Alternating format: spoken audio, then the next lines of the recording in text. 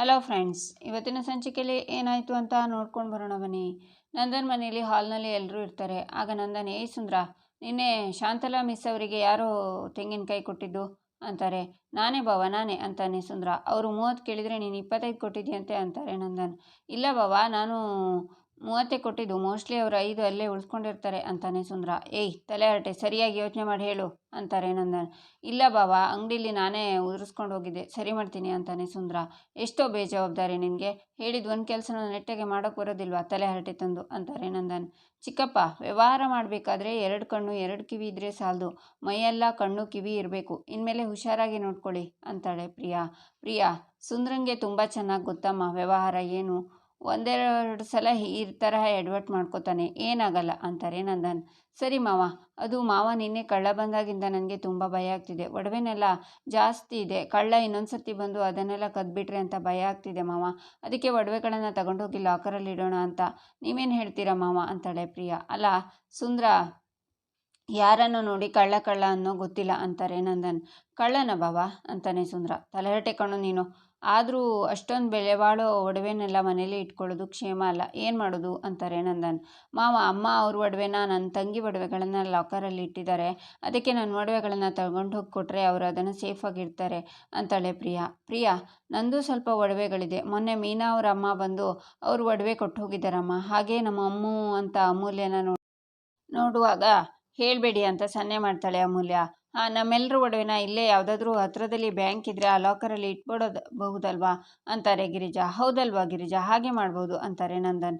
ಲಾಕರ್ನಲ್ಲಿ ಇಟ್ಟರೆ ನಮಗೇನು ಲಾಭ? ಅಡ ಇಟ್ಬಿಡೋಣ. ಅಡ ಇಡೋದ್ರಿಂದ ದುಡ್ಡು ಬರುತ್ತೆ. ಬರೋ ದುಡ್ಡನ್ನು ವ್ಯವಹಾರಕ್ಕೆ ಹಾಕೋಬೋದು. ನಮಗೆ ಬೇಡ ಅಂದಾಗ ದುಡ್ಡು ಕೊಟ್ಟು ಒಡವೆ ಬಿಡಿಸ್ಕೋಬೋದು. ಆಗ ದುಡ್ಡಿಗೆ ದುಡ್ಡೇ ಇರುತ್ತೆ, ನಮ್ಮ ಒಡವೆನೂ ಸೇಫ್ ಇರುತ್ತೆ. ಏನಂತೀರಾ ಅಂತಾನೆ ಸುಂದ್ರ. ಏಯ್ ಕೂತಿ, ನಾವ್ಯಾಕೆ ಒಡವೆನ ಅಡ ಇಡಬೇಕು, ನಾವು ಲಾಕರಲ್ಲಿ ಇಡಬೇಕು ಅಷ್ಟೇ ಅಂತಾರೆ ನಂದನ್. ಹೌದು ಮಾವ, ಸೇಫ್ ಆಗಿರುತ್ತೆ ಅಂತಾಳೆ ಮೀನಾ. ಮಾವ, ಲಾಕರಲ್ಲಿ ಇಡುವಾಗಲೂ ಒಡವೆಗಳನ್ನು ಉಜ್ಜಿ ನೋಡ್ತಾರಾ ಅಂತಾಳೆ ಪ್ರಿಯಾ. ಹೌದೌದು, ಉಜ್ಜಿ ತೂಕ ಕಮ್ಮಿ ಆಗುತ್ತೆ ಅಂತಾನೆ ಸುಂದ್ರ. ಅತಿಗೆ ಹಾಗೆಲ್ಲ ಏನೂ ಮಾಡಲ್ಲ. ಚಿನ್ನದ ಮೇಲೆ ಸಾಲ ತಗೊಳ್ಳೋದಾದರೆ ಹಾಗೆ ಮಾಡ್ತಾರೆ. ಆದರೆ ನಾವು ಇಡ್ತಿರೋದು ಸೇಫ್ ಲಾಕರಲ್ಲಿ. ಅಲ್ಲಿ ನಾವು ಡಾಕ್ಯುಮೆಂಟ್ಸ್ನೂ ಇಡ್ಬೋದು, ಚಿನ್ನನೂ ಇಡ್ಬೋದು. ಅವರೇನೂ ಚೆಕ್ ಮಾಡಲ್ಲ. ಅವ್ರ ಹತ್ರ ಒಂದು ಕೀ ಇರುತ್ತೆ, ನಮ್ಮ ಹತ್ರ ಒಂದು ಕೀ ಇರುತ್ತೆ ಅಷ್ಟೇ. ಏನೂ ತಲೆ ಕೆಡಿಸ್ಕೋಬೇಡಿ, ಎಲ್ಲ ಸೇಫ್ ಆಗಿರುತ್ತೆ ಅಂತಾನೆ ಕೇಶವ. ಹಾಗಿದ್ರೆ ಒಡವೆನ ಇಡುವಾಗ ಉಜ್ಜಿ ನೋಡಲ್ಲ ಅಲ್ವಾ ಅಂತಾಳೆ ಪ್ರಿಯಾ. ಆಗ ಮೀನಾ, ಅಷ್ಟಕ್ಕೂ ಪ್ರಿಯಾ ಅವರೇ, ಆಗ್ಲಿಂದ ಯಾಕೆ ಉಜ್ಜಿ ನೋಡ್ತೀರಾ ಅಂತ ಪ್ರಶ್ನೆ ಕೇಳ್ತಿದ್ದೀರಾ ಅಂತಾಳೆ. ಹಾಗೆಲ್ಲ ಏನೂ ಇಲ್ಲ ಮೀನವ್ರೆ, ಆವಾಗಲಿಂದ ಚಿಕ್ಕಪ್ಪ ಒಡವೆನ ಉಜ್ಜಿ ನೋಡ್ತಾರೆ ಅಂತ ಹೇಳ್ತಿದ್ರಲ್ವಾ. ಎಷ್ಟೇ ಆದರೂ ನಮ್ಮ ಅಪ್ಪ ಅಮ್ಮ ತುಂಬ ಕಷ್ಟಪಟ್ಟು ಮಾಡಿಸಿರೋ ಒಡವೆ, ಅದಕ್ಕೆ ಭಯ ಆಯಿತು, ಕೇಳಿದೆ ಅಷ್ಟೇ ಅಂತಾಳೆ ಪ್ರಿಯಾ. ಹೌದು ಮೀನಮ್ಮ, ನಾನು ಒಂದ್ಸಲ ಇಷ್ಟು ದೊಡ್ಡ ಉಡಿದಾರ ಅಂತ ಅಡ ಇಟ್ಟಿದ್ದೆ. ಉಜ್ಜಿ ಸಣ್ಣ ಮಾಡಿಬಿಟ್ಟಿದ್ರು ಅಂತಾನೆ ಸುಂದ್ರ. ಏಯ್ ಬಾಯಿ ಮುಚ್ಕೊಂಡಿರೋ. ಗಿರಿಜಾ, ಎಲ್ಲರ ಹತ್ರ ಒಡವೆ ಇಸ್ಕೊ, ಅದನ್ನು ತಗೊಂಡೋಗಿ ಬ್ಯಾಂಕ್ ಲಾಕರಲ್ಲಿ ಇಡುವ ವ್ಯವಸ್ಥೆ ನೀನು ಮಾಡಬೇಕು ಗಿರಿಜಾ. ನಾವಾಗಲಿ, ಮೀನಾ ಅಪ್ಪ ಅಮ್ಮ ಆಗಲಿ, ಪ್ರಿಯಾ ಅಪ್ಪ ಅಮ್ಮ ಆಗಲಿ ಎಲ್ಲರೂ ಕಷ್ಟಪಟ್ಟು ಪೈಸೆ ಸೇರಿಸಿ ಈ ಒಡವೆ ಮಾಡಿಸಿರೋದು. ಹಾಗೆಲ್ಲ ಅದು ಕಳ್ಳರ ಪಾಲಾಗಬಾರ್ದು ಅಂತಾರೆ ನಂದನ್. ಹಾಂ ರೀ ಅಂತಾರೆ ಗಿರಿಜಾ. ಮಾವ, ನಾಳೆನೇ ನನಗೆ ಟ್ರೈನಿಂಗ್ ಇರೋದು, ಅದ್ರ ಬಗ್ಗೆ ನೀವೇನು ಹೇಳೇ ಇಲ್ಲ ಅಂತಾಳೆ ಮೀನಾ. ಹೋಗ್ಬಾ ಅಮ್ಮ ಅಂತಾರೆ ನಂದನ್. ಅದು ಮಾವ, ನಾನು ಒಬ್ಳೇನಾ ಅಂತಾಳೆ ಮೀನಾ. ನೀನು ಒಬ್ಳನ್ನ ಕಳ್ಸೋಕ್ಕಾಗುತ್ತಾ ಮೀನಾ? ಕೇಶವನ ಕರ್ಕೊಂಡು ಹೋಗು ಅಂತಾರೆ Nandan. Thank you so much ಮಾವ ಅಂತಾಳೆ ಮೀನಾ.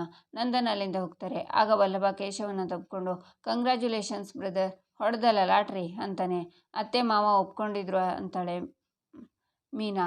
ನಿಮ್ಮ ಮಾವನ ಪುಸ್ಲೈಸಿ ನಾನೇ ಒಪ್ಸಿರೋದು ಅಂತಾರೆ ಗಿರಿಜಾ. ನನ್ನ ಮುದ್ದು ಅತ್ತೆ, ಥ್ಯಾಂಕ್ ಯು ಸೋ ಮಚ್ ಅಂತ ತಪ್ಕೋತಾಳೆ ಮೀನಾ. ಈಚೆ ಗಿರಿಜಾ, ಅಮ್ಮೋ ನಿನ್ನ ಒಡವೆನೆಲ್ಲ ಇದರಲ್ಲಿ ಇಟ್ಟಿದೆಯಾ ತಾನೆ ಅಂತಾರೆ. ಹೌದು, ಈ ಪ್ರಿಯೆ ಎಲ್ಲಿ ಅಂತ ಕೇಳ್ತಾರೆ ಗಿರಿಜಾ. ಪ್ರಿಯಾಕ್ಕ ಒಡವೆ ತಗೊಳ್ಳೋಕ್ಕೆ ರೂಮಿಗೆ ಹೋದ್ರು ಅಂತಾಳೆ ಅಮೂಲ್ಯ. ಪ್ರಿಯಾ, ಬೇಗ ಬಾರಮ್ಮ ಅಂತಾರೆ. ಆಗ ಪ್ರಿಯಾ ಒಡವೆ ತರ್ತಾಳೆ. ಎಷ್ಟೊತ್ತಮ್ಮ ಬರೋದಕ್ಕೆ? ಎಲ್ಲ ಒಡವೆನೂ ಇಟ್ಟಿದೆಯಾ? ಹೌದಾ, ಸಣ್ಣ ಪುಟ್ಟ ಜುಮ್ಕಿ ಒಡವೆನ ನಿನ್ನ ಹತ್ರನೇ ಇಟ್ಕೋ, ಬೇಕಾಗುತ್ತೆ ಫಂಕ್ಷನ್ಗೆ ಹೋಗುವಾಗೆಲ್ಲ ಹಾಕ್ಕೊಳ್ಳೋಕ್ಕೆ ಅಂತಾರೆ ಗಿರಿಜಾ. ಅತ್ತೆ, ಕೇಶವ ಹೇಳ್ದಂಗೆ ಒಡವೆನ ಉಜ್ಜಿ ನೋಡಲ್ಲ ಅಲ್ವಾ ಅಂತಾಳೆ ಪ್ರಿಯಾ. ಇಲ್ಲಮ್ಮ, ನೀನ್ಯಾಕೆ ಪದೇ ಅದೇ ಪ್ರಶ್ನೆ ಕೇಳ್ತಿದ್ಯಾ ಅಂತಾರೆ ಗಿರಿಜಾ. ಒಡವೆನೆಲ್ಲ ಉಜ್ಜಿ ನೋಡಿದರೆ ಅದರ ಹೊಳಪೆಲ್ಲ ಹೋಗ್ಬಿಡುತ್ತಲ್ವಾ. ಮೊದಲು ಅದು ಅಪ್ಪ ಅಮ್ಮ ತುಂಬ ಕಷ್ಟಪಟ್ಟು ಮಾಡಿಸಿರೋ ಒಡವೆ, ಅದಕ್ಕೆ ಕೇಳಿದೆ ಅಷ್ಟೇ ಅಂತಾಳೆ ಪ್ರಿಯಾ. ಅಯ್ಯೋ ಅಕ್ಕ, ಹಾಗೆಲ್ಲ ಏನೂ ಆಗಲ್ಲ, ನೀವು ಕೂಲಾಗಿರಿ ಅಂತಾಳೆ ಅಮೂಲ್ಯ. ಆಗ ವೀಣಾ ಬಂದು, ಮಗಳೇ ಅಂತಾರೆ. ಅಮ್ಮ ಅಂತಾಳೆ ಪ್ರಿಯಾ. ಹೇಗಿದ್ದೀರಾ? ಒಬ್ಬರೇ ಬಂದ್ರಾ? ಯಜಮಾನ್ರು ಲಾವಣ್ಯ ಬರಲಿಲ್ವಾ ಅಂತಾರೆ ಗಿರಿಜಾ. ಇಲ್ಲ ಅತ್ತಿಗೆ, ಇಲ್ಲೇ ನಾನು ಫ್ರೆಂಡ್ ಮನೆಗೆ ಬಂದಿದ್ದೆ, ಹಾಗೆ ಮಗಳನ್ನ ನಿಮ್ಮನ್ನೆಲ್ಲ ಮಾತಾಡ್ಸ್ಕೊಂಡು ಹೋಗೋಣ ಅಂತ ಬಂದೆ. ಏನು ಮಾಡೋದು, ಮಗಳು ಅಂದರೆ ಕರುಳು ಎಳೆಯುತ್ತಲ್ವಾ ಅಂತಾರೆ ವೀಣಾ. ಅದು ನಿಜಾನೇ ಅಂತಾರೆ ಗಿರಿಜಾ. ಮಗಳೇ, ಏನು ಹಾಗೆ ನಿಂತಿದ್ಯಾ ಅಂತಾರೆ ವೀಣಾ. ಪ್ರಿಯಂಗೆ ಅಮ್ಮನ ನೋಡಿದ ಖುಷಿಗೆ ಮಾತೇ ಬರ್ತಿಲ್ಲ ಅನ್ಸುತ್ತೆ ಅಲ್ವಾ ಪ್ರಿಯಾ ಅಂತಾರೆ ಗಿರಿಜಾ. ಹೌದಾ, ಹಾಗಿದ್ರೆ ಸರಿ. ಇದೇನಿದು, ನೀವು ಬ್ಯಾಗ್ ಎಲ್ಲ ತಗೊಂಡು ಎಲ್ಲೋ ಹೊರಟಾಗಿದೆ ಅಂತಾರೆ ವೀಣಾ. ಹೌದು ಬಿಗ್ರೆ, ಒಂದು ಚಿಕ್ಕ ಕೆಲಸ. ಪ್ರಿಯಾ, ನೀನು ಅಮ್ಮಂಗೆ ಕಾಫಿ ತಿಂಡಿ ಕೊಟ್ಟು ನೋಡ್ಕೊ, ನಾವು ಒಂದು ಅರ್ಧ ಗಂಟೆ ಹೀಗೆ ಹೋಗಿ ಬಂದುಬಿಡ್ತೀವಿ. ಬೀಗ್ರೆ, ನೀವು ಹೊರಟುಬಿಡ್ಬಿಡಿ, ನಾವು ಬರ್ತೀವಿ ಅಂತಾರೆ ಗಿರಿಜಾ. ಏನತ್ತಿಗೆ ಹೀಗಂದರೆ, ಇದು ನನ್ನ ತವ್ರ ಮನೆ, ನಾನು ಆರಾಮಾಗಿರ್ತೀನಿ. ಅರ್ಧ ಗಂಟೆ ಅಲ್ಲ, 1 ಗಂಟೆ ಆದರೂ ಪರವಾಗಿಲ್ಲ, ಆರಾಮಾಗಿ ಹೋಗಿ ಬನ್ನಿ ಅಂತಾರೆ ವೀಣಾ. ಅಮ್ಮು ಬಾ ಹೋಗೋಣ ಅಂತಾರೆ ಗಿರಿಜಾ. ಅತ್ತೆ, ನಾನು ನಿಮ್ಮ ಜೊತೆ ಬರ್ತೀನಿ ಅಂತಾಳೆ ಪ್ರಿಯಾ. ಏನೇ ಹೀಗೆ ಹೇಳ್ತಿದ್ಯೆ, ಅಮ್ಮ ಬಂದಿದ್ದಾಳೆ ನೋಡಿ ಅತ್ತಿಗೆ, ನಿಮ್ಮನ್ನು ಎಷ್ಟೊಂದು ಹಚ್ಕೊಂಡು ಬಿಟ್ಟಿದ್ದಾಳೆ ನನ್ನ ಮಗಳು ಅಂತಾರೆ ವೀಣಾ. ಏನಮ್ಮ ನೀನು, ಅಮ್ಮ ಬಂದಿದ್ದಾರೆ, ಅಮ್ಮನ ಜೊತೆ ಇರೋದು ಬಿಟ್ಟು ನಮ್ಮ ಜೊತೆ ಬಂದರೆ ಸರಿ ಹೋಗುತ್ತಾ? ನೀನು ಇಲ್ಲೇ ಇರು, ನಾವು ಬೇಗ ಬರ್ತೀವಿ ಅಂತಾರೆ ಗಿರಿಜಾ. ಅತ್ತೆ, ಅದು ನನಗೆ ನಿಮ್ಮನ್ನು ಬಿಟ್ಟೋದಕ್ಕಾಗಲ್ಲ ಅಂತ ಅತ್ತೆ, ಅದಕ್ಕೆ ನಾನು ನಿಮ್ಮ ಜೊತೆ ಬರ್ತೀನಿ ಅಂತಾಳೆ ಪ್ರಿಯಾ. ಹಾಗಿದ್ರೆ ಅಮ್ಮನ ಬಿಟ್ಟು ಬರ್ತೀನಿ ಅಂತಾರೆ ವೀಣಾ. ನಿನಗೆ ನನ್ನ ಬಿಟ್ಟಿರೋಕ್ಕಾಗಲ್ಲ ಅಂದರೆ ನೀನು ನಮ್ಮ ಜೊತೆ ಬಾ ಅಂತಾಳೆ ಪ್ರಿಯಾ. ಅಷ್ಟು ದೂರದಿಂದ ಬಿಸಿಲಲ್ಲಿ ನಡ್ಕೊಂಡು ಬಂದಿದ್ದೀನಿ, ತಿರುಗಿ ನನ್ನ ಜೊತೆ ಬಾ ಅಂತಿದ್ಯಲ್ಲ ಅತ್ತಿಗೆ, ನೋಡಿ ನನ್ನ ಕರುಳು ಬಳಿಗೆ ನನ್ನ ಮೇಲೆ ಸ್ವಲ್ಪನೂ ಕರುಣೆ ಇಲ್ಲ ಅಂತಾರೆ ವೀಣಾ. ವೀಣಾ ಅವರೇ, ನಾನು ಸಮಾಧಾನ ಮಾಡ್ತೀನಿ ಅಂತ. ಏನು ಕಂದ ಇದು, ಅಮ್ಮ ನಿನ್ನ ನೋಡೋಕೆ ಅಷ್ಟು ದೂರದಿಂದ ಬಂದಿದ್ದಾರೆ, ನೀನು ನಮ್ಮ ಜೊತೆ ಬಂದರೆ ಅಮ್ಮಂಗೆ ಬೇಜಾರಾಗಲ್ವಾ? ನೋಡು, ನೀನು ಸ್ವಲ್ಪ ಹೊತ್ತು ಅಮ್ಮನ ಜೊತೆ ಇರು, ಅರ್ಧ ಗಂಟೆಯಲ್ಲಿ ಹೋಗಿ ಬರ್ತೀವಿ, ಸರಿನಾ ಅಂತಾರೆ ಗಿರಿಜಾ. ಸರಿ ಸರಿ ಒಪ್ಕೊಂಡ್ಲು ಬಿಡಿ ಅದಕ್ಕೆ, ಇರ್ತೀವಿ ಅಂತಾರೆ ವೀಣಾ. ಜಾಣ ಮರಿಯಮ್ಮ, ಬೇಗ ಬಾ ಅಮ್ಮ, ಬೇಗ ಬಾ ಅಂತಾರೆ ಗಿರಿಜಾ. ಹೋಗ್ತಾರೆ. ಆಗ ವೀಣಾ, ಏನೇ ಆಗಿದೆ ನಿನಗೆ, ನೀನು ಮದುವೆ ಆದಮೇಲೆ ಮೊದಲನೇ ಸಲ ನಿಮ್ಮ ಮನೆಗೆ ಬರ್ತಿದ್ದೀನಿ, ನಾನು ನೋಡಿದ ತಕ್ಷಣ ಅಮ್ಮ ಬಂದ್ಲು ಅಂತ ಡ್ಯಾನ್ಸ್ ಮಾಡ್ತೀಯ ಅಂದರೆ, ಈ ಒಳ್ಳೆ ಸೂಪಲ್ಲಿ ಬಿದ್ದಿರೋ ನೋಡೋ ಥರ ಮಿಜಿ ಮಿಜಿ ಅಂತಿದ್ದಿಲ್ಲ. ಈ ಮನೆಯಲ್ಲಿ ನನ್ನ ವಿಚಾರಿಸ್ಕೊಳ್ಳೋರು ಫುಲ್ ಅನ್ರೆಸ್ಪೆಕ್ಟಿವ್ ಅಂತಾರೆ ವೀಣಾ. ಅಮ್ಮ, ಸ್ವಲ್ಪ ಸುಮ್ಮನೆ ಇರ್ತೀಯಾ, ನನ್ನ ಟೆನ್ಷನ್ ನನಗೆ. ಅಮೂಲ್ಯ ಅತ್ತೆ ಎಲ್ಲಿಗೆ ಹೋದರು ಅಂತ ನಿನಗೆ ಗೊತ್ತಿದೆಯಾ ಅಂತಾಳೆ ಪ್ರಿಯಾ. ನನಗೆ ಗೊತ್ತಿಲ್ಲ, ಹೇಳೆ ಎಲ್ಲಿಗೆ ಹೋದರು ಅಂತಾರೆ ವೀಣಾ. ಮನೇಲಿರೋ ಒಡವೆನೆಲ್ಲ ಲಾಕರಲ್ಲಿ ಇಡೋಕೆ ತಗೊಂಡು ಹೋದ್ರಮ್ಮ, ಅದರಲ್ಲಿ ನನ್ನ ಒಡವೆನೂ ಇದೆ ಅಂತಾಳೆ ಪ್ರಿಯಾ. ಅಯ್ಯೋ ರಾಮ, ನೀನ್ಯಾಕೆ ಕೊಟ್ಟೆ, ಮೊದಲೇ ಹೇಳಿಲ್ವಾ ಒಡವೆ ಎಲ್ಲ ನನ್ನ ಕೈಲಿ ತಂದುಕೊಡು ಅಂತ ಅಂತಾರೆ ವೀಣಾ. ಎಲ್ಲರೂ ಅವ್ರವ್ರ ಒಡವೆನ ಕೊಡಬೇಕಾದ್ರೆ ನಾನು ಕೊಡಲ್ಲ ಅಂದರೆ ಅವರಿಗೆ ಅನುಮಾನ ಬರಲ್ಲ. ಅವರು ಅಲ್ಲಿ ಮಾವ ಎಲ್ಲರ ಒಡವೆನ ಲಾಕರಲ್ಲಿ ಇಡಿ ಅಂತ ನೋಟಿಸ್ ಹೊರಡಿಸಿದ ಮೇಲೆ ನಾನು ಅದನ್ನು ತಗೊಂಡು ಹೇಗೆ ತಡೀಲಿ ಅಮ್ಮ? ನೀನು ಬಂದಿಯಲ್ಲ, ನೀನೇನಾದರೂ ಮಾಡ್ತೀಯ ಅಂದರೆ, ಅತ್ತೆ ಎಲ್ಲಿ ಹೋಗಿದ್ರೆ, ಏನು ಕತೆ ಅಂತ ಕೇಳಿದೆ, ಅವರನ್ನು ಕಳಿಸ್ಬಿಟ್ಟೆ, ಆದರೂ ಅವರು ಹೋಗ್ಬಿಟ್ರು. ಇವಾಗ ಮುಗೀತಮ್ಮ ನಮ್ಮ ಕತೆ. ಅಮ್ಮ, ಸುಂದರ ಚಿಕ್ಕಪ್ಪ ಒಡವೆನ ಲಾಕರಲ್ಲಿ ಇಡಬೇಡ, ಅಡ ಇಡೋಣ, ನಮ್ಮ ಕೈಗೆ ದುಡ್ಡು ಸಿಗುತ್ತೆ ಅಂತ ಹೇಳಿದ್ರಮ್ಮ. ಒಡವೆಗಳನ್ನ ಇಡಬೇಕಾದ್ರೆ ಉಜ್ಜಿ ನೋಡ್ತಾರೆ ಅಂತ ಭಯ ಆಗಿತ್ತಮ್ಮ. ಅತ್ತೆ ಜೊತೆ ಅಮೂಲ್ಯನು ಬ್ಯಾಂಕಿಗೆ ಹೋಗಿದ್ದಾಳಮ್ಮ, ಅವಳು ಮೀನಾ ಜೊತೆ ಸೇರಿ ತುಂಬ ತಲೆಹರಟೆ ಆಗಿಬಿಟ್ಟಿದ್ದಾಳೆ. ಲಾಕರಲ್ಲಿ ಒಡವೆನ ಇಡಬೇಕಾದ್ರೆ ಇದೇನು ಪ್ರಿಯಾ ಅಕ್ಕನ ಒಡವೆ ಹೊಳಿತಿಲ್ಲ ಅಂತ ಹಾಕ್ಕೊಟ್ಬಿಟ್ರೆ ಅತ್ತೆಗೆ 1000 ಸರ್ತಿ ಸೂಕ್ಷ್ಮವಾಗಿ ಹೇಳಿದೆ ನಾನು ಅವ್ರ ಜೊತೆ ಹೋಗ್ತೀನಿ ಅಂತ, ನೀನು ಅದಕ್ಕೂ ಕಲ್ಲು ಹಾಕ್ತೆ ಅಂತಾಳೆ ಪ್ರಿಯಾ. ಅಲ್ವೇ, ಇದು ಒಳ್ಳೆ ಕಥೆ ಆಯ್ತಲ್ಲ, ನೀನು ಆವಾಗಲೇ ಫೋನ್ ಮಾಡಿ ವಿಷಯ ಹೇಳಿದರೆ ನಾನು ಬರುವಾಗಲೇ ಏನಾದರೂ ಪ್ಲ್ಯಾನ್ ಮಾಡ್ಕೊಂಡು ಬರ್ತಿದ್ದೆ, ಆದರೆ ನೀನು ಗಾಬರಿ ಗಂಗಮ್ಮ ಏನಾದರೂ ಎಡ್ವರ್ಟ್ ಮಾಡ್ತೀಯ. ಮಗಳೇ, ನಾನು ನಿನ್ನ ಮದುವೆಗೆ ತಂದಿರೋ ಒಡವೆ ಒರಿಜಿನಲ್ಲ ಡೂಪ್ಲಿಕೇಟಾ ಅಂತ ಕಂಡು ಹಿಡಿಯೋಕ್ಕೆ ಅಕ್ಕಸಾಗಲಿಗನಿಗೆ 1 ವಾರ ಟೈಮ್ ಹಿಡಿಯುತ್ತೆ ಗೊತ್ತಾ. ಇನ್ನು ಆ ಚೋಟ್ ಮೆಣಸಿನ್ಕಾಯಿ ಅಮೂಲ್ಯ ಇನ್ನೂ ಬೆಳೆದಿಲ್ಲ, ಅವಳಿಗೆ ಒರಿಜಿನಲ್ಲು ಡೂಪ್ಲಿಕೇಟು ಗೊತ್ತಾಗೋದೇ ಇಲ್ಲ ಅಂತಾರೆ ವೀಣಾ. ಆಗ ಮೀನಾ ಬಂದು, ಏನು ಮಾತಾಡ್ತಿದ್ದೀರಾ ಆಂಟಿ ಅಂತ ಕೇಳ್ತಾಳೆ. ಶಾಕ್ನಿಂದ ಪ್ರಿಯ ವೀಣಾ ನೋಡ್ತಾರೆ. ಈಚೆ ಕಲಾವತಿ, ಅತ್ತೆ ಕಾಫಿ ತಗೊಳ್ಳಿ ಅಂತ ಅಜ್ಜಿಗೆ ಕಾಫಿ ಕೊಡ್ತಾರೆ. ಥ್ಯಾಂಕ್ಸ್ ಕಣೆ ಕಲಾ ಅಂತಾರೆ ಅಜ್ಜಿ. ಅತ್ತೆ, ನಿಮ್ಗೊಂದು ವಿಷಯ ಹೇಳ ಅಂತಾರೆ ಕಲಾವತಿ. ಏನು ಹೇಳು ಅಂತಾರೆ ಅಜ್ಜಿ. ಅತ್ತೆ, ಯಾಕೋ ಗಿರಿಜನ ನೋಡಿ ಮಾತಾಡಿಸ್ಬೇಕು ಅನ್ನಿಸ್ತಿದೆ ಅತ್ತೆ ಅಂತಾರೆ ಕಲಾವತಿ. ನೀನಾ ಈ ಮಾತು ಹೇಳ್ತಿರೋದು? ನಾನು ಈ ಗಳಿಗೆಗೆ ಎಷ್ಟು ದಿವಸದಿಂದ ಕಾಯ್ತಿದ್ದೆ. ಅಮೂಲ್ಯ ವಲ್ವನ್ ಮದುವೆ ಆದಮೇಲೆ ನಾವು ಒಂದಿನೂ ಗಿರಿಜಾಗೆ ಸಿಕ್ಕಿ ಮಾತಾಡಿಲ್ಲ ಅಂತಾರೆ ಅಜ್ಜಿ. ಗಿರಿಜಾಗೆ ಹೇಗೆ ಮುಖ ತೋರಿಸೋದು ಅಂತ ಅನ್ನಿಸ್ತಿದೆ. ಈಗಲೂ ಗಿರಿಜಾ ಜೊತೆ ಮಾತಾಡಿಲ್ಲ ಅಂದರೆ ಗಿರಿಜಾಗೆ ತವ್ರ ಮನೆ ಜೊತೆ ಇರೋ ನಂಟು ಬಿಟ್ಟು ಹೋಗುತ್ತಲ್ವ. ಅದಕ್ಕೆ ನೋಡಿ ಅತ್ತೆ, ಇಷ್ಟು ವರ್ಷ ನಾವು ಗಿರಿಜಾ ಹತ್ರ ಕಷ್ಟ ಸುಖನ ಹಂಚ್ಕೊಂಡಿದ್ದೀವಿ ಅತ್ತೆ. ಗಿರಿಜಾ ಜೊತೆ ಮಾತಾಡಬೇಕು ಅನ್ನಿಸ್ತಿದೆ ಅಂತಾರೆ ಕಲಾವತಿ. ಮೊದಲು ಬಾ ಹೋಗೋಣ, ಗಂಟೆ ಬರ್ಸೋಣ. ಗಂಟೆ ಸೌಂಡ್ಗೆ ಗಿರಿಜಾ ಓಡ್ ಬರ್ತಾಳೆ ಅಂತಾರೆ ಅಜ್ಜಿ. ಅತ್ತೆ, ನನಗೆ ಯಾಕೋ ಬೇಡ ಅನ್ನಿಸ್ತಿದೆ ಅಂತಾರೆ ಕಲಾವತಿ. ಯಾಕೆ ಕಲಾ, ಈಗ ತಾನೇ ಹೇಳಿದೆ ಮಾತಾಡಬೇಕು ಅಂತ ಅಂತಾರೆ ಅಜ್ಜಿ. ಹೇಳಿದೆ ಅತ್ತೆ, ಆದರೆ ಈ ಅಮೂಲ್ಯ ಮಾಡಿರೋ ಕೆಲಸ ನೆನೆಸ್ಕೊಂಡ್ರೆ ಗಿರಿಜಾಗೆ ಹೇಗೆ ಮುಖ ತೋರಿಸೋದು ಅನ್ನಿಸ್ತಿದೆ ಅತ್ತೆ ಅಂತಾರೆ ಕಲಾವತಿ. ಮಕ್ಕಳು ಮಾಡಿರೋ ಕೆಲಸಕ್ಕೆ ಗಿರಿಜಾ ನಮ್ಮನ್ನು ದೂರ್ತಾಳ? ಬಾ ನೀನು ನನ್ನ ಜೊತೆ ಅಂತ ಅಜ್ಜಿ ಕಲಾವತಿನ ಕರ್ಕೊಂಡೋಗ್ತಾರೆ. ಈಚೆ ಮೀನಾ, ಆಂಟಿ ಏನು ಮಾತಾಡ್ತಿದ್ರಿ, ಡೂಪ್ಲಿಕೇಟು ಒರಿಜಿನಲ್ಲು ಅಂತ ಹೇಳ್ತಿದ್ರಿ ಅಂತಾಳೆ. ನಿಮ್ಮ ಮನೆಯವ್ರ ಮನಸ್ಸಿನ ಬಗ್ಗೆ ಮಾತಾಡ್ತಿದ್ದೆ. ಅವರು ಈಗಿನ ಕಾಲದಲ್ಲಿ ಜನ ಏನು ಮಾಡ್ತಾರೆ ಗೊತ್ತಾ, ಯಾವುದಾದ್ರೂ ಹುಡುಗಿನ ಮದುವೆ ಮಾಡಿಕೊಂಡು ಒಳಗೆ ಕರ್ಕೊಂಡೋಕ್ಕೂ ಮುಂಚೆ ನೀನು ನನ್ನ ಬಂಗಾರ ವಜ್ರ ಅಂತ ಮಾತಾಡ್ತಾರೆ. ಆದರೆ ಆ ಹುಡುಗಿ ಮನೆಗೆ ಬಂದಿದ್ದ ತಕ್ಷಣ ತಮ್ಮ ಡೂಪ್ಲಿಕೇಟ್ ಬಣ್ಣನ ತೋರಿಸ್ಬಿಡ್ತಾರೆ. ಆದರೆ ನಿಮ್ಮ ಮನೆಯವರು ಡೂಪ್ಲಿಕೇಟ್ ಅಲ್ಲ ಒರಿಜಿನಲ್ ಅಂತ ಹೇಳ್ತಿದ್ದೆ ಅಂತಾರೆ ವೀಣಾ.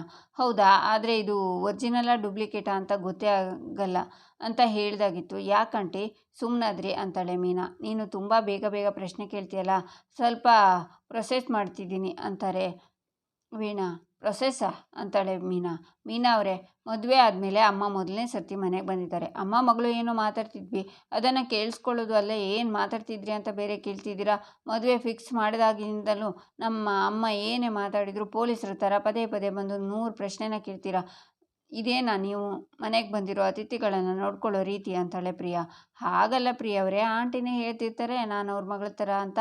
ಮಗಳು ಅಮ್ಮನ ಹತ್ರ ಪ್ರಶ್ನೆ ಕೇಳುತ್ತಪ್ಪ, ಹೇಳಿ ಆ ಸಲಿಗೆಲಿ ಕೇಳಿದೆ ಅಂತಾಳೆ ಮೀನಾ. ಹೋಗಲಿ ಬಿಡು ಮಗಳೇ, ನಿನಗಂತೂ ನಮ್ಮ ಪ್ರಿಯ ಥರ ತವ್ರ ಮನೆ ಬಗ್ಗೆ ಏನೂ ಗೊತ್ತಿಲ್ಲ. ನಿನ್ನ ತವ್ರ ಮನೆಯವ್ರು ಯಾರು ಹೋಗೋದು ಬರೋ ಅಭ್ಯಾಸ ಇಲ್ಲ. ಅದಕ್ಕೆ ಪಾಪ ನೀನು ನನ್ನೇ ನಿನ್ನಮ್ಮ ಅಂದ್ಕೊಂಡಿದ್ಯಾ. ಪರವಾಗಿಲ್ಲ ಮತ್ತೆ ಮಗಳೇ, ನಿನ್ನ ಕೆಲಸ ಎಲ್ಲ ಹೇಗೆ ನಡೀತಿದೆ? ನಿಮ್ಮ ಯಜಮಾನ್ರು ಅಂಗಡಿಗೆ ಹೋದ್ರಾ ಅಂತಾರೆ ವೀಣಾ. ಹ್ಞೂ ಆಂಟಿ ಹೋದರು ಅಂತಾಳೆ ಮೀನಾ. ಮತ್ತೆ ನನ್ನ ಮಗಳು ಬಂದಮೇಲೆ ಈ ಮನೆ ಕಳೆ ಕಟ್ತಾ ಇದೆಯಾ ಅಂತಾರೆ ವೀಣಾ. ಅಯ್ಯೋ ಆಂಟಿ, ಮೊದಲಿಂದನೂ ನಮ್ಮ ಮನೆ ಕಳೆ ಕಟ್ಕೊಂಡು ಮಂಕಾಗಿರಲಿಲ್ಲ. ಹೇಳಿ ಕೇಳಿ ಇದು ನಂದಗೋಕುಲ. ಇಲ್ಲಿ ಖುಷಿಗೆ ಕಳೆಗೆ ಯಾವತ್ತೂ ಕೊರತೆ ಇಲ್ಲ. ಈಗಂತೂ ನಾವು ಸೊಸೆಯಂದರು ಬಂದಮೇಲೆ ಕಳೆ ಮತ್ತು ಜಾಸ್ತಿ ಆಗಿದೆ ಅಂತಾಳೆ ಮೀನಾ. ಆವಾಗಿಂದ ಮಾತಲ್ಲೇ ಎಲ್ಲ ಮುಗಿಸ್ತಿದ್ಯಾ? ನನಗೆ ಕಾಫಿ ಕುಡಿಬೇಕು ಅನ್ನಿಸ್ತಿದೆ ಮಗಳೇ, ಸ್ವಲ್ಪ ಮಾಡ್ಕೊಂಡು ಬರ್ತೀಯಾ ಅಂತಾರೆ ವೀಣಾ. ಒಂದು ನಿಮಿಷ ವೀಣಾ ಅವರೇ, ಪ್ರಿಯಾ ಅವರೇ, ನಾನು ಅಡುಗೆ ಮನೆಯೊಳಗೆ ಕಾಲಿಡ್ಬೋದಾ ಅಂತಾಳೆ ಮೀನಾ. ಇದೇನಿದು ಹೀಗೆ ಕೇಳ್ತಿದ್ಯಾ? ಇದೇನು ಬಿಗ್ ಬಾಸ್ ಮನೆನಾ? ಅಡುಗೆ ಮನೆ ಏರಿಯಾ ಇವಳದ್ದು, ಮುಕ್ಕಿದ್ದೆಲ್ಲ ನಿಮ್ಮದು ಅನ್ನೋದಕ್ಕೆ. ಇದು ನಂದಗೋಕುಲಮ್ಮ, ಯಾರು ಬೇಕಿದ್ರೂ ಓಡಾಡ್ಬೋದು ಅಂತಾರೆ ವೀಣಾ. ಸದ್ಯ ನಿಮ್ಮ ಬಾಯಲ್ಲಿ ಈ ಮಾತು ಬಂತಲ್ಲ, ಥ್ಯಾಂಕ್ಸ್ ಆಂಟಿ, ಈಗ ಬರ್ತೀನಿ ಅಂತ ಮೀನಾ ಹೋಗ್ತಾಳೆ. ಇವಳೊಬ್ಳು ಎಲ್ಲದಕ್ಕೂ ಮುಖ ತೋರಿಸ್ಕೊಂಡು ಬರ್ತಾಳೆ. ನನಗಂತೂ ಸಿಟ್ಟು ಬಂದುಬಿಡುತ್ತೆ ಅಂತಾಳೆ ಪ್ರಿಯಾ. ಅಯ್ಯೋ ಮಗಳೇ, ಇಷ್ಟು ಧೈರ್ಯ ಬಂದಿದೆ ನಿನಗೆ, ಸೂಪರ್. ನೀನು ಇಷ್ಟು ಧೈರ್ಯ ಇದ್ದರೆ ಸಾಕು ಮಗಳೇ ಅಂತಾರೆ ವೀಣಾ. ಈಚೆ ಹನುಮಂತಣ್ಣ ಅಂಗ್ಳಲ್ಲಿ ಕೇಶವ, ನಂದ ನಿಜವಾಗ್ಲೂ ನಿನ್ನ ಮೀನನ್ನ ಬೆಂಗಳೂರಿಗೆ ಕಳ್ಸೋಕ್ಕೆ ಒಪ್ಪಿದ್ನಾ ಅಂತಾರೆ. ಒಪ್ಕೊಂಡಿರಲಿಲ್ಲ, ಒಪ್ಕೊಳ್ಳೋ ಹಾಗೆ ಮಾಡಿದ್ರು ಅಮ್ಮ ಅಂತಾನೆ ಕೇಶವ. ಹಾಗಾದರೆ ಮೀನನ್ನ ಬೆಂಗಳೂರಲ್ಲಿ ಎಲ್ಲೆಲ್ಲಿ ಕರ್ಕೊಂಡು ಹೋಗಬೇಕು ಅಂತಿದ್ಯಾ ಅಂತಾರೆ ಹನುಮಂತಣ್ಣ. ಗವಿ ಗಂಗಾಧರೇಶ್ವರ, ಕಾಡು ಮಲ್ಲೇಶ್ವರ, ಗಾಳಿ ಆಂಜನೇಯ, ರಾಗಿಗುಡ್ಡ ಆಂಜನೇಯ, ಈ ಎಲ್ಲ ದೇವಸ್ಥಾನಕ್ಕೆ ಹೋಗಿ ಬರೋಣ ಅಂತಿದ್ದೀನಿ ಅಂತಾನೆ ಕೇಶವ. ದೇವಸ್ಥಾನನ? ಹಾಗೆ ಕಾಶಿ ರಾಮೇಶ್ವರನ್ನು ಸುತ್ಕೊಂಡು ಬಾ ಅಪ್ಪ. ಅಲ್ಲಪ್ಪ, ನೀವು ಈಗಿನ ಕಾಲದವರು, ದೇವಸ್ಥಾನಕ್ಕೆ ಹೋಗು, ಆದರೆ ನಿನ್ನ ಹೆಂಡತಿ ಖುಷಿಯಾಗೋ ಜಾಗಕ್ಕೆ ಕರ್ಕೊಂಡು ಹೋಗೋ. ಶಾಪಿಂಗಿಗೆ ಕರ್ಕೊಂಡೋಗಿ ಸೀರೆ ಗೀರೆ ಕೊಡಿಸು, ಖುಷಿಯಾಗುತ್ತೆ ಅಂತಾರೆ ಹನುಮಂತಣ್ಣ. ನಿಮ್ಮ ಖುಷಿಗೆ ಹಾಗೆ ಹೇಳಿದೆ ಅಷ್ಟೇ. ನಾನು ಮೀನಾ ಬರೀ ದೇವಸ್ಥಾನಕ್ಕೆ ಮಾತ್ರ ಹೋಗ್ತೀವ? Cubbon park, Lalbagh, Lumbini garden, Mahatma Gandhi road ಎಲ್ಲ ಕಡೆ ನಮ್ಮದೇ ಹವಾ. ಬರಬೇಕಾದ್ರೆ ನಿಮಗೂ ಒಂದು ಒಳ್ಳೆ ಸ್ವೆಟರ್ ತರ್ತೀನಿ ಅಂತಾನೆ ಕೇಶವ. ಆಗ ನಂದನ್ ಬಂದು, ಹನುಮಂತಣ್ಣ 5 kg ಅಕ್ಕಿ, 2 kg ಗೋಧಿ, 2 kg ರವೆ ಇಷ್ಟನ್ನು ಪ್ಯಾಕ್ ಮಾಡಿ ಕೇಶವ ಅದನ್ನೆಲ್ಲ ಡೆಲಿವರಿ ಕೊಡು ಅಂತಾರೆ ನಂದನ್. ಸರಿಯಪ್ಪ ಅಂತಾನೆ ಕೇಶವ ಮೀನಿಗೆ ಟ್ರೈನಿಂಗಿಗೆ ಎಷ್ಟೊತ್ತಿಂದ ಎಷ್ಟೊತ್ತಿನ ತನಕ ಅಂದೆ? ಅದು ಅಪ್ಪ 10 ಗಂಟೆಯಿಂದ 3:30 ತನಕ ಅಂದಿದ್ಲು ಅಂತಾನೆ ಕೇಶವ. ಹೌದಾ, ಮೀನಾ ಟ್ರೈನಿಂಗಿಗೆ ಹೋದಾಗ ನೀನು ರೂಮಲ್ಲಿ ಕೂತಿರ್ತೀಯ ಅಲ್ವಾ? ಒಂದಷ್ಟು ಕೆಲಸ ಹೇಳ್ತೀನಿ, ಮುಗಿಸ್ಬಿಡು. ಸುರೇಶ ಅಂತ ಒಬ್ಬರು ನನಗೆ ಪರಿಚಿತವರಿದ್ದಾರೆ. ಅಂಗಡಿಗೆ 1-2 ಸಲ ಬಂದಿದ್ದರು. ಅವರು ಬಹಳ ಹಿಂದೆ ನನಗೆ ಸ್ವಲ್ಪ ದುಡ್ಡು ಕೊಟ್ಟಿದ್ದರು. ಅವರಿಗೆ ವಾಪಸ್ ಕೊಡಬೇಕು. ಕೊಡ್ತೀನಿ, ಕೊಟ್ಬಿಡು ಅಂತ ನಂದನ್. 20,000 ಇದೆ ತಗೋ ಅಂತ ಕೊಡ್ತಾರೆ. ಆಮೇಲೆ ಇದರಲ್ಲಿ 5,000 ಇದೆ, ರಂಗನಾಥ್ ಅವರಿಗೆ ಕೊಡಬೇಕು, ತಗೊಳ್ಳು. ಅರ್ಥ ಆಯ್ತಾ? ಈ ದುಡ್ಡು ಯಾರ್ಯಾರಿಗೆ ಕೊಡಬೇಕು ಹೇಳು ಅಂತಾರೆ ನಂದನ್. ಸುರೇಶ್ ಅವರಿಗೆ 20,000, ರಂಗನಾಥ್ ಅವರಿಗೆ 5,000. ನೀವು ಅಡ್ರೆಸ್ನ ಆಮೇಲೆ ಕಳಿಸ್ತೀರಾ ಅಂತಾನೆ ಕೇಶವ. ನೀನು ಅವ್ರ ಹತ್ರ ಹೋದ ತಕ್ಷಣ ದುಡ್ಡನ್ನು ಕೊಟ್ಟು ಬರೋದಲ್ಲ, ಸ್ವಲ್ಪ ಮಾತಾಡಿ ವಿಶ್ವಾಸ ಗಳಿಸ್ಬೇಕು. ನಾಳೆ ಉಪಯೋಗಕ್ಕೆ ಬರ್ತಾರೆ ಅವರೆಲ್ಲ, ಅರ್ಥ ಆಯ್ತಾ? ಹೊರಡುವಾಗ ಅಪ್ಪ ದುಡ್ಡು ಕೊಟ್ಟರು ಅಂತ ಕೊಡೋದು. ಅವರು ವ್ಯಾಪಾರದಲ್ಲಿ ಹೊಸದಾಗಿ ಏನಾದರೂ ಅಳವಡಿಸಿದ್ದೀರಾ ಅಂತ ನೋಡು. ಆಮೇಲೆ ಈಗ ಬಿಲ್ ಮಿಷಿನಿಂಗ್ ಬಂದಿದೆಯಲ್ಲ, ಅದನ್ನು ಹೇಗೆ ಕೆಲಸ ಮಾಡುತ್ತೆ ಅಂತ ತಿಳ್ಕೊಂಡು ಬಾ. ಬೇಕಾದರೆ ನಾವು ಅಂಗಡಿಗೆ ಹಾಕ್ಕೋಬೋದಲ್ವಾ ಅಂತ ನಂದನ್ ಹೋಗ್ತಾರೆ. ಆಗ ಬೇಜಾರಿಂದ ಕೇಶವ ನೋಡ್ತಾನೆ. ಈಚೆ ಗಿರಿಜಾ ಅಮೂಲ್ಯ ಒಡವೆನ ಲಾಕರಲ್ಲಿ ಇಟ್ಟು ರೋಡಲ್ಲಿ ಬರ್ತಿರ್ತಾರೆ. ಲಾಕರಲ್ಲಿ ಒಡವೆ ಇಟ್ಟಾಯಿತು, ಯಾವ ಕಳ್ಳ ಬಂದರೂ ತೊಂದರೆ ಇಲ್ಲ ಅಂತಾರೆ ಗಿರಿಜಾ. ಇನ್ಯಾವ ಕಳ್ಳನೂ ಬರಲ್ಲ ಅತ್ತೆ ಅಂತಾಳೆ ಅಮೂಲ್ಯ. ಏನೇ ಅಷ್ಟು ಕಡಾಖಂಡಿತವಾಗಿ ಹೇಳ್ತೀಯಾ ಅಂತಾರೆ ಗಿರಿಜಾ. ಯಾಕೆಂದರೆ ಕಳ್ಳನ ಅಂತ ಗೊತ್ತಿಲ್ಲ ಅತ್ತೆ ಅಂತಾಳೆ ಅಮೂಲ್ಯ. ಆಗ ಗಿರಿಜಾ ಬಾ ಹೋಗೋಣ ಅಂತ ಮುಂದೆ ಹೋಗ್ತಾರೆ. ಅಮೂಲ್ಯ ವಲ್ಲಭನ ನೋಡಿ ಅಲ್ಲೇ ನಿಂತ್ಕೋತಾಳೆ. ವಲ್ಲಭ ಫುಡ್ ಡೆಲಿವರಿ ಕೊಡ್ತಿರ್ತಾನೆ. ಕಸ್ಟಮರ್ ಅವರು ಏನು ರೀ ಎಲ್ಲ ಚೆಲ್ಕೊಂಡು ಬಂದಿದ್ದೀರಾ, ಸೆನ್ಸ್ ಇಲ್ವಾ ನಿಮಗೆ, ಟಿಶ್ಯೂ ಕೊಡ್ರಿ ಅಂತ ಬೈತಾರೆ. ಅದು ಸರ್ ಹೋಟೆಲ್ನವರು ಸರಿಯಾಗಿ ಪ್ಯಾಕ್ ಮಾಡಿಲ್ಲ ಅನಿಸುತ್ತೆ, ಅದಕ್ಕೆ ಚೆಲ್ಲಿದೆ ಅಂತಾನೆ ವಲ್ಲಭ. ಮಧ್ಯದಲ್ಲಿ ತಿನ್ಕೊಂಡು ಬಂದು ಹೋಟೆಲ್ ಅವರು ಪ್ಯಾಕ್ ಮಾಡಿಲ್ವಂತೆ ಅಂತಾರೆ ಕಸ್ಟಮರ್. ಆ ಥರ ಕೆಲಸ ನಾವು ಮಾಡಲ್ಲ ಸರ್, ಹೋಟೆಲ್ನವರು ಸರಿಯಾಗಿ ಪ್ಯಾಕ್ ಮಾಡಿಲ್ಲ ಅದಕ್ಕೆ ಚೆಲ್ಲಿದೆ ಅಂತಾನೆ ವಲ್ಲಭ.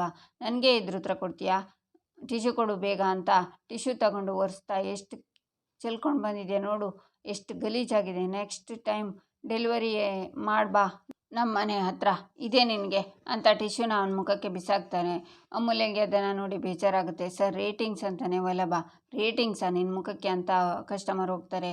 ವಲ್ಲಭ ಫುಡ್ ಡೆಲಿವರಿ ಕೆಲಸ ಮಾಡ್ತಿದ್ದಾನ, ಪಾಪ ವಲ್ಲಭ ಎಷ್ಟೆಲ್ಲ ಕೆಲಸ ಮಾಡ್ತಿದ್ದಾನೆ, ಕಸ್ಟಮರ್ ಅವನಿಗೆ ಹೇಗೆಲ್ಲ ಬೈದರು, ಛೇ ಅಂತಾಳೆ ಅಮೂಲ್ಯ. ವಲ್ಲಭ ಅಲ್ಲಿಂದ ಹೋಗ್ತಾನೆ. ಅಮೂಲ್ಯ ಅಲ್ಲೇ ನಿಂತಿರ್ತಾಳೆ.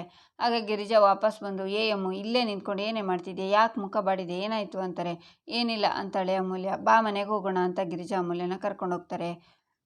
ಈಚೆ ಕಲಾವತಿ ಅಜ್ಜಿ ಗಿರಿಜಾ ಕದ್ದು ಮುಚ್ಚಿ ಹಿತ್ತಲಲ್ಲಿ ಮಾತಾಡುವಾಗ ಅತ್ತೆ ಅಂತ ಪ್ರಿಯ ಕರೀತಾಳೆ. ಯಾರ ಧ್ವನಿ ಇದು ಅಂತಾರೆ ಕಲಾವತಿ. ನನ್ನ ಹಿರಿ ಸೊಸೆ ಪ್ರಿಯದು, ಅಯ್ಯಯ್ಯೋ ಅಂತ ಸೀರೆ ಹಿಂದ್ಗಡೆ ಅಜ್ಜಿ ಮತ್ತು ಕಲಾವತಿನ ಅಡಗಿಸ್ತಾರೆ ಗಿರಿಜಾ. ಆಗ ಪ್ರಿಯ ವೀಣಾ ಬರ್ತಾರೆ. ಚೆನ್ನಾಗಿದ್ದೀರಾ ವೀಣಾ ಅವರೇ ಅಂತ ಗಿರಿಜಾ ಏನೇನೋ ಮಾತಾಡ್ತಾರೆ. ಆಗ ಸೀರೆ ಕೆಳಗಡೆ ಅಜ್ಜಿ ಮತ್ತು ಕಲಾವತಿ ಕಾಲು ಕಾಣಿಸ್ತಾ ಇರುತ್ತೆ. ಆಗ ಗಿರಿಜಾ ಅವರನ್ನು ಸೇಫ್ ಮಾಡೋಕ್ಕೆ ವೀಣಾ ಹತ್ರ ಏನೇನೋ ಮಾತಾಡ್ತಾರೆ. ಇಲ್ಲಿಗೆ ಈ ಸಂಚಿಕೆ ಮುಕ್ತಾಯವಾಗುತ್ತೆ. ಮುಂದಿನ ಸಂಚಿಕೆಗಾಗಿ ನಮ್ಮ ಚಾನಲನ್ನು ನೋಡಿ, ಸಬ್ಸ್ಕ್ರೈಬ್ ಮಾಡಿ, ಲೈಕ್ ಮಾಡಿ, ಸಪೋರ್ಟ್ ಮಾಡೋದನ್ನು ಮರಿಬೇಡಿ.